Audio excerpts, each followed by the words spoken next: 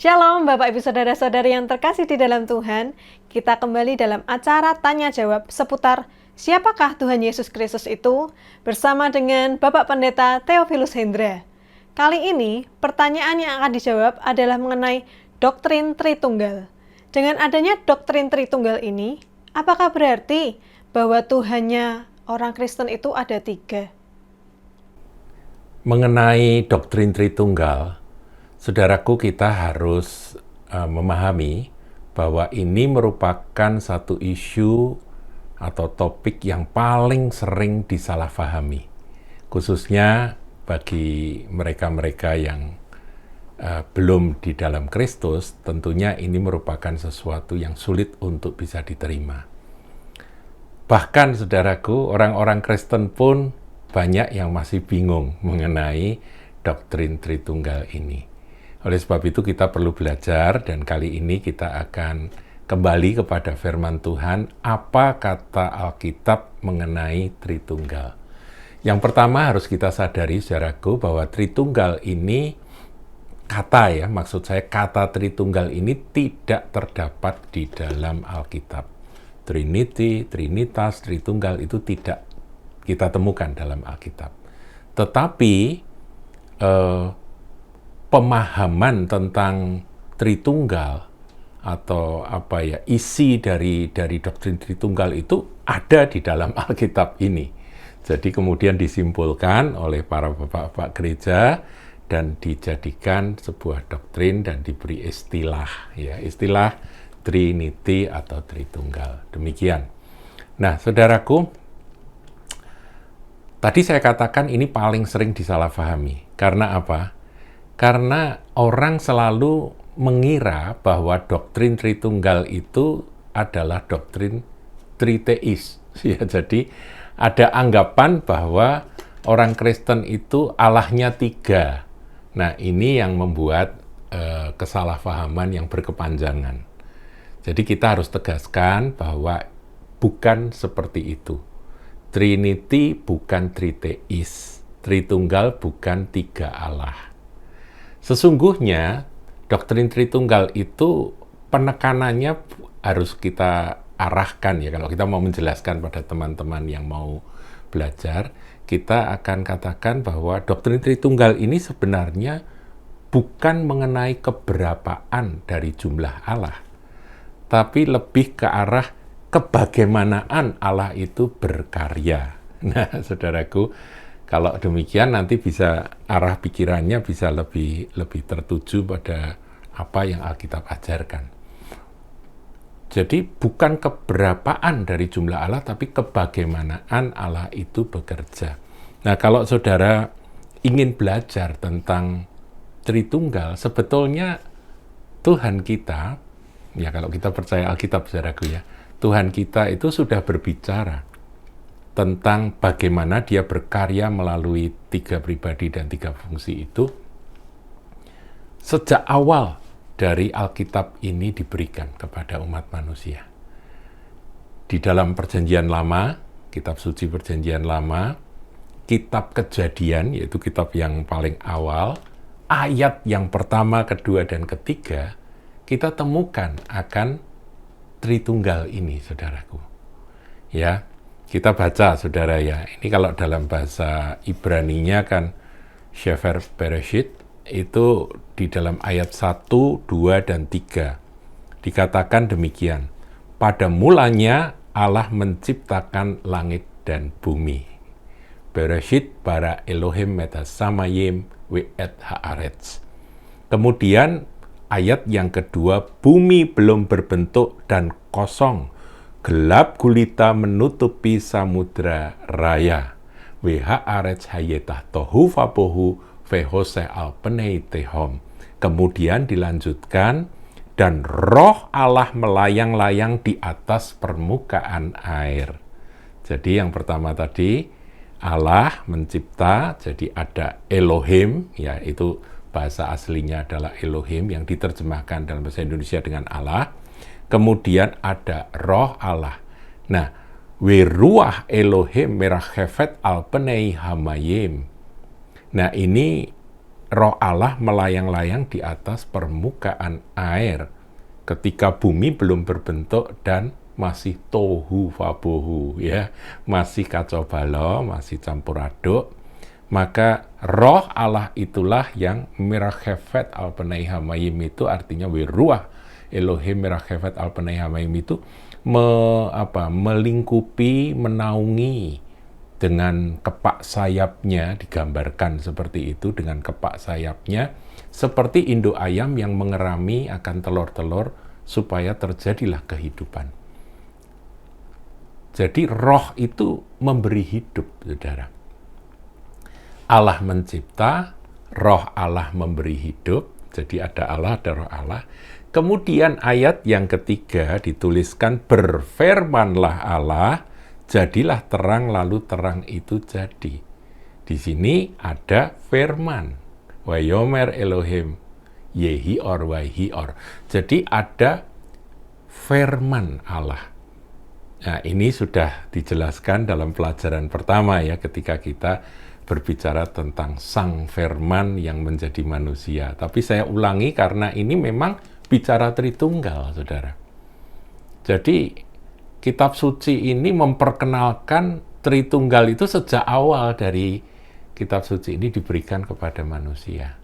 Kita kan punya Alkitab ini dari Kejadian sampai Maleakhi itu kan perjanjian lama. Kemudian dari Matius sampai Wahyu perjanjian baru. Itu semua ada di sana. Ketika firman itu menjadi manusia, ya, firman yang mengeksekusi akan penciptaan ini menjadi manusia, nah itu sudah kita jelaskan panjang lebar di dalam pelajaran pertama, firman menjadi manusia. Nah, saudaraku, jadi dari 3 ayat ini kita tahu bahwa inilah kebagaimanaan Allah itu berkarya. Allah mencipta dengan rohnya yang memberi kehidupan, dan dengan firman-Nya yang mengeksekusi terjadinya penciptaan. Makanya nggak heran di dalam Injil Yohanes, ya, kita ini kan ada benang merah ya antara kitab suci dari perjanjian lama, dari Kejadian sampai Wahyu itu ada benang merahnya. Nah, ketika kita urutkan benang merah itu sampai pada Injil Yohanes 1 ayat yang ketiga, dikatakan bahwa segala sesuatu dijadikan oleh Dia dan tidak ada sesuatu pun yang telah jadi dari segala yang dijadikan tanpa Dia. Jadi tanpa firman, tanpa Yesus itu nggak ada yang tercipta. Jadi saudaraku, di sini kita tahu bahwa Yesus ada di dalam Bapa, ya, Roh Kudus juga ada di dalam Bapa, ketiganya itu esa adanya. Nah, menjadi problem ketika ada 3 pribadi yang menyatakan diri dan ada 3 fungsi yang bekerja, fungsi kealahan yang bekerja di atas muka bumi yang diajarkan oleh Alkitab. Nah, itu seringkali membuat orang bingung. Berarti triteis? Enggak, tetap satu Allah yang menyatakan diri dalam Bapa, Anak atau Firman, dan Roh Kudus. Nah, saudaraku, pertanyaan ini biasanya berlanjut begini. Eksistensi dari Allah. Kalau saya bertanya pada sebuah audiens begitu ya, saya bertanya, menurut Anda, eksistensi atau keberadaan Allah dengan firman-Nya itu lebih dulu mana? Saya tanya begitu. Biasanya spontan mereka menjawab lebih dulu Allah. Ya, dan itu memang tidak bisa dipungkiri, biasanya logika dari semua orang yang ditanya akan ke sana. Bukankah Allah itu adalah sumber segala sesuatu? Nah, kalau saya tanya Allah dan firman-Nya lebih dulu mana? Lebih dulu Allah, nah saya kejar. Kalau begitu, menurut Anda, ada satu saat di mana Allah itu tanpa firman. Nah, mulai berpikir, saudara ya, yang menjawab itu mulai berpikir. Iya juga, kalau eksistensi Allah mendahului firman. Sebetulnya, saudaraku, makanya kita perlu meluruskan hal ini. Firman dan Allah itu eksistensinya sejak semula. Jadi ketika eksistensi Allah itu, kalaupun ya dari kekal sampai kekal itu, kalaupun kita sebut ada Allah, maka disitulah ada firman-Nya. Apalagi kita sudah belajar dalam 2 pelajaran yang lalu bahwa di dalam firman itu ada hikmat, ada kecerdasan, ada pikiran, ada pengetahuan, kebijaksanaan dari Allah itu ada di dalam firman, ya. Jadi logos itu merupakan hikmat juga. Bukankah Kristus adalah hikmat Allah? Jadi saudaraku, kalau kita sudah ngerti gini, ya berarti Allah itu tidak mungkin ada tanpa firman-Nya. Nanti bisu, saudara, yang tidak bisa ngomong karena nggak punya firman. Nggak ada hikmat, ya. Bukankah di dalam firman itu terkandung hikmat, ya. Jadi nggak mungkin Allah tanpa hikmat. Allah yang kosong begitu kita nggak menerima. Begitu ada Allah, kami percaya pasti ada firman, hikmat, kecerdasan, ya itulah ada di dalam logos itu. Nah, kemudian roh bagaimana? Duluan mana Allah dan roh Allah? Nah, ini lebih repot lagi, saudara. Kalau orang jawab duluan Allah, berarti Anda percaya bahwa ada saat di mana Allah tanpa roh. Bukankah roh itu yang memberi hidup? Jadi Allah tanpa roh ya kan seperti patung, saudara, ya. Patung yang tanpa roh, jadi almarhum, mati. Allah tanpa roh mati, Allah tanpa firman linglung, saudara. Jadi sebetulnya Allah Tritunggal itu bukan keberapaan, tapi kebagaimanaan. Nah, tapi tadi saya sudah katakan, saudaraku, bahwa ketika firman jadi manusia, maka manusia ini yang disebut anak Allah ini memang bukan Bapa. Demikian juga roh yang diutus oleh Bapa dan Yesus itu pun juga satu pribadi yang tersendiri.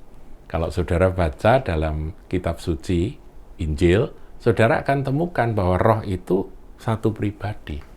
Meskipun dia adalah roh, ya, yang tidak menampakkan wujud apapun. Nah, saudaraku, jadi ada Bapa, ada roh Allah, ada anak Allah, yaitu Sang Firman yang menjadi manusia. Inilah Tritunggal. Eksistensinya sama-sama. Ada Bapa, ya ada Putra, ya ada Roh. Tidak bisa dipisahkan. Nah, fungsinya bisa berbeda-beda, saudaraku. Fungsinya berbeda. Penebusan itu, karya penebusan yang dilakukan oleh Allah itu melalui anak Putra Allah, yaitu Yesus Kristus Sang Firman. Roh Allah itu yang memberikan tuntunan, yang membimbing, memimpin kita pada segenap kebenaran. Jadi saya berharap ini penjelasan ini membuat kita paham, dan kalau kita ditanya oleh teman-teman yang, ya maaf kata, biasanya mengolok-olok tentang, oh Allahmu itu 3, ya kita jelaskan dengan sabar, saudaraku, pelan-pelan, ya. Nah, kemudian ilustrasinya bagaimana? Ini ilustrasi ini penting, ya. Tapi dari awal saya ingin ingatkan bahwa ilustrasi tidak bisa menggantikan akan kebenaran tentang Allah Tritunggal. Nggak bisa, saudara. Ilustrasi hanya menolong untuk memberikan gambaran yang tidak sempurna tentang Trinity. Misalnya matahari, saudaraku. Ini yang bagus dan sering dipakai. Matahari, ada mataharinya, kemudian matahari itu bersinar, ada terangnya, ya, dan ada panasnya. Panas matahari itu memberi kehidupan, gitu. Terang itu memberi penerangan, gitu, ya, saudaraku, ya. Yang gelap jadi terang. Yesus berkata, akulah terang dunia. Jadi, ini gambaran dari Trinity, atau ilustrasi dari Trinity. Bapa itu mataharinya, keluar dari Bapa itu ada terang, yaitu Yesus Kristus, Sang Firman, terang dunia. Ada roh, yaitu kehangatan, panasnya matahari ini yang memberi kehidupan. Itu barangkali bisa membantu orang untuk memahami, oh seperti itu Tritunggal. Tapi sekali lagi, itu bukan merupakan sebuah ilustrasi yang sempurna. Karena apa? Karena panas dan terang bukan pribadi, saudaraku. Ya, jadi nggak bisa disamakan dengan Allah Tritunggal. Kemudian apalagi, ya saya seringkali pakai kalau mau bicara tentang hakikat. Sebab ini problem Tritunggal itu adalah kesulitan orang untuk bisa menerima bahwa Allah itu satu hakikat, tetapi 3 pribadi dan 3 fungsi, 3 peran dan fungsi. Hakikatnya yang satu, saudara. Kalau Yesus berkata, aku dan Bapa adalah satu, Yohanes 10 ayat 30, itu artinya Yesus dan Bapa satu hakikat. Jadi Roh Kudus, Yesus, dan Bapa itu satu hakikat. Hakikat kealahan. Satu, saudara, Elohim. Ya, yang tadi di awal kitab Kejadian, Bereshit tadi dikatakan mencipta, memberi kehidupan, dan mengeksekusi proses penciptaan. Jadi, saudara, kita kalau pakai ilustrasi memang harus hati-hati, saudara. Nah, orang biasanya anggap ilustrasi adalah sesuatu yang bisa menjelaskan secara tuntas. Dari awal kita harus katakan nggak bisa loh. Ilustrasi ini hanya ya untuk menolong, membantu kita untuk mencoba memahami. Tapi kalau orang nggak percaya, nggak bisa menerima kebenaran ini yang ada tertulis dalam firman Tuhan, diajarkan di berbagai ayat firman Tuhan, kalau orang menolak, ya biasanya mereka tetap tidak percaya. Jadi butuh kasih karunia Tuhan untuk bisa memahami semuanya ini. Saya seringkali pakai istilah gini kalau soal hakikat itu ya. Ada 3 benda, yaitu 1 palu, 1 pisau, dan 1 lagi cangkul. Ketiga-tiganya terbuat dari bahan yang sama, yaitu dari besi baja. Betul ya, saudara ya? Sama-sama dari besi baja. Tapi fungsinya berbeda-beda, bentuknya juga berbeda-beda. Namanya juga beda ya. Yang ini namanya palu, yang ini namanya pisau, yang ini namanya cangkul. Begitu. Ini menjelaskan tentang hakikat. Jadi hakikatnya sama-sama dari bahan yang satu, yaitu dari logam yang namanya besi baja. Begitu, saudara, kalau soal hakikat. Tapi ini bukan pribadi, ini kan benda. Kalau bagaimana menjelaskan tentang pribadi?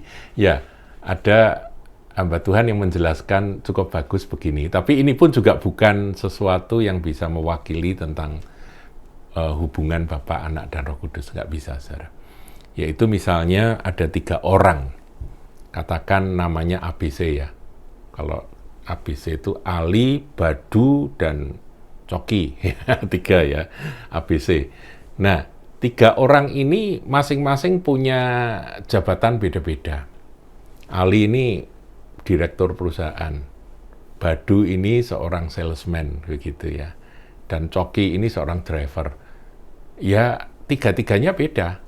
Mereka pendidikannya juga beda, begitu ya, keahliannya juga beda, pekerjaannya beda, pribadinya mereka beda. Tetapi Ali, Badu, dan Coki itu hakikatnya sama, yaitu mereka sama-sama manusia. Jadi Ali manusia, Badu juga manusia, Coki juga manusia. Itu secara hakikat mereka sama-sama manusia. Jadi tidak boleh mengatakan bahwa Badu, kamu tidak satu hakikat dengan aku. Nah, apa Badu itu termasuk gorila misalnya? Kan tidak, saudara. 3-tiganya manusia. Hanya karena Ali ini direktur, kemudian karena Badu ini cuma seorang salesman, apakah dia bisa menganggap bahwa itu bukan manusia? Kan tidak bisa, saudara. Ya, jadi demikian menjelaskan tentang hakikat. Tapi ini sekali lagi tidak bisa menjelaskan tentang kebenaran dari Allah Tritunggal. Sebab Allah Tritunggal antara Bapa, Anak, dan Roh Kudus itu keselarasan dan keharmonisannya itu sempurna. Apa yang dipikirkan Bapa itu yang dipikirkan Anak. Apa yang menjadi kerinduan Anak, itulah kerinduan Bapa dan Roh Kudus. Apa yang dikatakan Roh Kudus, itulah yang dikatakan oleh Anak. Jadi ini ketiganya ini esa. Itulah gambaran dari doktrin Tritunggal. Saudaraku, bicara tentang doktrin Tritunggal, ada banyak pengajar-pengajar yang baik yang saudara bisa cari di YouTube maupun di buku-buku, tetapi ada juga yang keliru, saudara ya. Nanti kalau ada kesempatan saya akan jelaskan tentang bedanya doktrin Tritunggal dengan pengertian antara Bapa, Anak, dan Roh Kudus dalam Arianisme, ya, yang diinisiasi oleh Imam Arius. Nah, ini abad keempat, saudara, yang sampai menimbulkan kekacauan di dalam gereja Tuhan pada zaman itu, sehingga bapak-bapak gereja menyelenggarakan akan Konsili Nisea tahun 325. Ada juga pemahaman dari kelompok yang namanya Sabellian. Sabellian ini diinisiasi oleh seorang yang bernama Sabellius. Nah, Sabellius ini juga punya pandangan tentang Bapa, Anak, Roh Kudus itu seperti apa. Mereka berkata bahwa itu hanya satu pribadi. Ya, nanti lain waktu, kalau ada kesempatan, saya akan coba jelaskan ini. Tetapi kalau saudara ingin memahami tentang Trinity, barangkali apa yang kita sudah sama-sama bahas ini cukup, saudaraku ya. Tuhan Yesus memberkati.